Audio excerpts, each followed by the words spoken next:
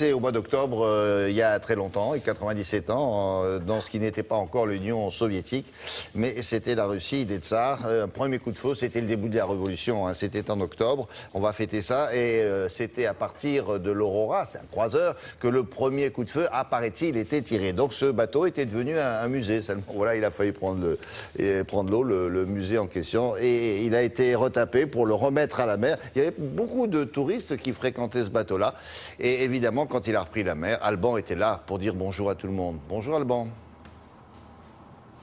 Bonjour William, bonjour à tous. Effectivement, le croiseur Aurora, c'est l'une des vedettes de Saint-Pétersbourg. Pensez qu'en 30 ans, 28 millions de personnes sont montées dessus. Pourquoi? Parce qu'historiquement, la légende veut que la révolution d'octobre ait commencé là-bas. Alors le croiseur Aurora, vous l'avez dit, il commençait à souffrir du poids de tous ces touristes. Et avant qu'il ne s'enfonce dans la Neva, la Russie a entrepris une grande opération de modernisation et de réparation du bateau. Et pour ça, il a fallu le déplacer.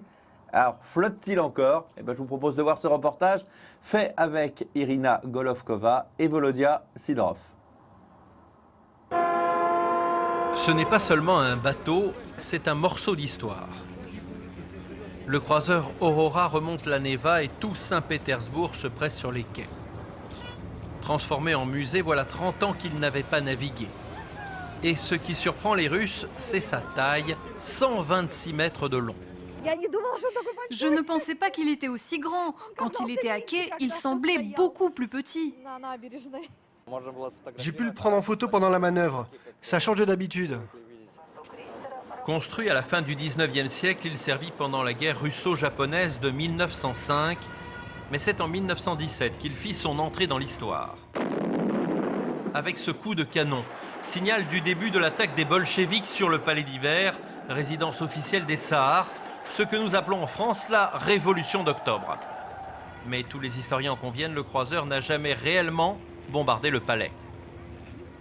L'obus n'a pas touché la barricade, mais le tas de bois qui servait à chauffer le palais d'hiver. Le reste, c'est une légende. Une légende.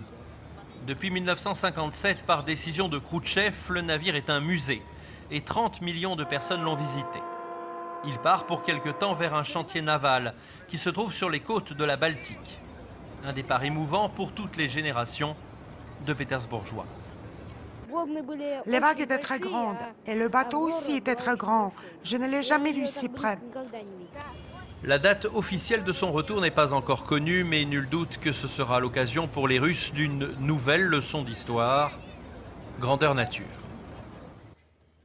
Et encore une fois, effectivement, avec Vladimir Poutine, un rappel du passé glorieux de la Russie ou de l'Union soviétique. Mais en fait, tout ça est bidon parce que c'est à cause d'un film qu'on a connu cette histoire, en tout cas nous en Europe. C'est plus une légende qu'une histoire vraie, non? Et puis il paraît qu'il y en a d'autres comme ça. Effectivement, c'est le film d'Eisenstein qui a rendu célèbre le croiseur Aurora. Et effectivement, la révolution d'octobre est pleine de légendes. D'abord, l'assaut dont on parle le 25 octobre sur le palais d'hiver, ça n'a pas été un bain de sang. Et pour cause, ils étaient peut-être 10, les gardiens, à garder encore le palais, dans lequel il n'y avait plus la famille du tsar. Et pour cause, ils vivaient à Peterhof, c'est-à-dire loin de là, à la banlieue de Saint-Pétersbourg. Et de toute façon, ça fait longtemps qu'ils avaient été arrêtés au mois de février par les mencheviks. Les mencheviks, vous savez, mensch en russe c'est moins, ils étaient moins radicaux que les bolcheviks, bolch plus, qui étaient les plus radicaux parmi les révolutionnaires. Il y a plein de légendes. Ces bolcheviks étaient menés par Lénine. 6 ans plus tard, Lénine est mort. Et vous savez, on prête à Lénine beaucoup de responsabilités dans la gestion de la Russie. Il faut savoir que dans les 18 derniers mois de sa vie, il était, on va dire, pour être poli, très handicapé, complètement sénile et incapable de gérer quoi que ce soit, ce qui veut dire que déjà, c'était Staline qui était à la manœuvre. D'accord. Vous voulez dire qu'il était gâteux, c'est ça? Oui, il était très atteint par une très lourde pathologie et on va dire qu'il n'avait même plus toute sa conscience. D'accord. Merci beaucoup. Alban, à bientôt.